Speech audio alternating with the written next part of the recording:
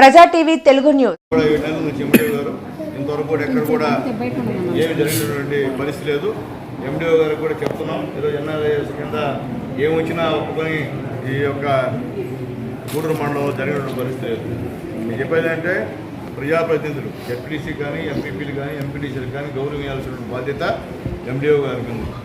అట్లాగే నేను ఎమ్మెల్యేని, నాకే ఇంతవరకు ఏం జరుగుతుందో తెలియదు. అక్కడ అంటే ఏమొచ్చినా సర్కార్ నాకు చెప్పాల్సిన అవసరం లేదు. ఫోన్లో అన్నా సార్ ఇట్లా వచ్చాయి సార్ ఇట్లా చేస్తున్నాం సార్ అని చెప్పాల్సిన ఆ పరిస్థితి కూడా ఎండిఓ గారికి లేదు. 7 నెలల నుంచి కూడా ఎంత దారుణం అంటే సాక్షాత్తు ఈ క్యాంపస్లో 2 సార్లు ప్రోగ్రాం పెడితే పాప సబ్ కలెక్టర్ గారు కూడా అటెండ్ అయితే ఎండిఓ గారికి ఇంట్లో ఆఫీసులో కూర్చొని ప్రశాంతంగా ఉన్నాడు.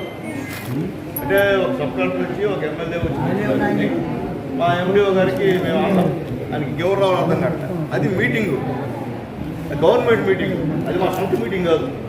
గవర్నమెంట్ మీటింగ్ పెడితే నేను సబ్ కలెక్టర్ కాదు, దానికి వచ్చే పరిస్థితి లేదు. ఏందో పాపం ఎంతకైనా ఆఫీస్ ఎవరు కావాలి ఎండిఓ గారికి నాకు అర్థం కాదు. కాబట్టి దయచేసి నేను ఎండిఓ గారు చెప్పేది ఏంటంటే మీరు అర్థం చేసుకోండి, మీకు అంతకన్నా మీకు ఏం చెప్పే పరిస్థితి లేదు. మీరు జనాలకి మేలు చేయమని తీసుకొచ్చాం, కానీ మీరు జనాలు ఇబ్బంది పెట్టేటువంటి ఒకరిద్దరితో బాగుండి మేము మీదంతా బాగున్నామంటే కుదరదు. మాకు నాయకులతోనా ప్రజలతో బాగుండాలా. మేము చెప్పేది అదే, మా నాయకులతోనా పేదవాళ్ళతో మీరు బాగుండాలా. పేదవాళ్ళని తిప్పకూడదు, పేదవాళ్ళని కసురుకోకూడదు. ఏం చేస్తారు పేదవాడికి? వస్తాడు కసురుకుంటే ఎట్లా? ఏమేమి ఓట్లు అడుక్కోవాలా పేదవాడి దగ్గర? ఓట్లు ఏం చేయకుంటారు, మా ఎమ్మెల్యే ఉండాలి మా నాయకులు ఉండాలి అనుకుని ధైర్యంగా వస్తారు వాళ్ళు. మీరు వాళ్ళని కసురుకొని బయటికి పంపించేసి ఎవడో 4 తొత్తులు పెట్టుకొని చేసుకుంటే కుదిరే పనిగా చేయడం. తొత్తులతో వ్యవహారం జరగదు. ఏదైనా సరే పద్ధతిగా చట్ట ప్రకారం జరిగితేనే వ్యవహారం. కాబట్టి దయచేసి పద్ధతి మార్చుకోమని చెప్పి కూడా ఎండిఓ గారికి కూడా తెలియజేస్తున్నాం.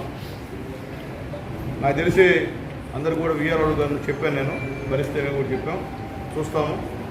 ఇక ఎట్లాగా ఉంటే మళ్ళీ ఇంకా కలెక్టర్ గారి దగ్గర లేదా సబ్ కలెక్టర్ దగ్గర కూర్చోవాలి. ఇది కానీ మార్పు రాకపోతే ఖచ్చితంగా అదే పరిస్థితి.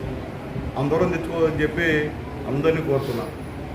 అట్లాగే ఇక్కడ కొంతమంది అధికారులు కూడా చాలా రోజులుగా ఫైల్ సర్టిఫికేట్ పెట్టుకొని అట్లయినా ఇక్కడ పెట్టుకొని ఇబ్బంది పెట్టే కార్యక్రమం, అది కూడా కుమార గారితో కూడా మాట్లాడతాను. అది కూడా ఆయన చాలాసార్లు చెప్పే అధికారికి, కానీ అధికారి ఏమనుకుంటున్నా నాకు అర్థం కావట్లేదు.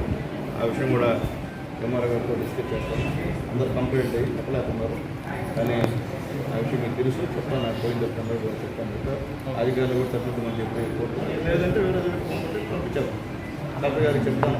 కలెక్టర్ గారికి నేను చెప్పలేదు, చెప్తే కలెక్టర్ గారికి చెప్పి సరే ఇటువంటి పరిస్థితి అది కూడా చేస్తామని చెప్పి తెలియజేస్తూ గ్రీవెన్స్ ఉన్నవాళ్ళు కూడా ఆల్రెడీ ఇచ్చారని చెప్పి వాళ్ళు కష్టాలు ఇస్తుంది.